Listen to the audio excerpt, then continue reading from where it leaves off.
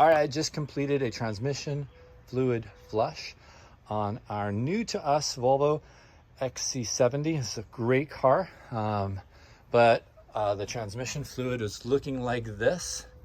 And then I, of course, wanted it to look like this. So here's the process, and there's a couple of things you need to do just to set yourself up for success and making this job easy. The first is you need to cut yourself a piece of oil return line off of a car in a junkyard.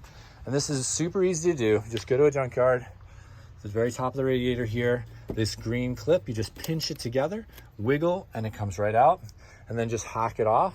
It's a 3/8 internal diameter, so you just get a coupling like a hose barb, and then you get some, I got 6 feet of hose. You don't really need 6 feet, but that's more than enough, especially easy if you're doing the job yourself. Then the other thing is, because the dipstick is so far buried down in there, it's impossible to get a normal funnel to just poke straight into that hole and not make a mess. So I fabricated this little thing just with stuff at the hardware store. This is a 1/4 inch bushing, pipe thread to 1/8 inch pipe. I added an O-ring, hose clamp, and just attached it to the bottom of the funnel. I use this strap to just keep the funnel like solidly positioned in the engine bay. So when you actually insert this into the transmission dipstick tube, the O-ring prevents, or almost completely prevents, all dripping. There's still a tiny bit, but very, very little. And then here's another really important thing. To use something like this, this is normally a drink container, but you don't want to guess at this. You want precise 2 quarts out and then fill 2 quarts in. This is exactly 1 gallon. So if you're precise here and you get it very close to the 2 quart mark, then when you are evacuating fluid and then refilling with like every 2 of these, you pour 1 complete gallon in and you're golden. So we did a full system with 3 gallons.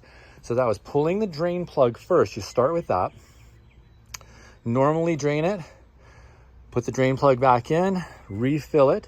That was about 3.6 quarts right there. And then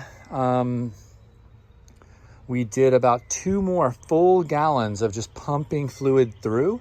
And that got us from here, like this was the very first bit of transmission fluid that we pumped out from the very first time we started the car. And then this is basically brand new fluid. That was what was coming out at the end of our process. And it works so well. This car has 275,000 miles on it. I don't know if this has ever been done before, but it still shifts great. So I wanted to keep it that way. And now we should be set for maybe another 300,000 or so. Cheers, everybody. Hope this helps. If you have any questions, write a comment and I'll do my best to answer you and help you do this process yourself. It's easy and you should do it.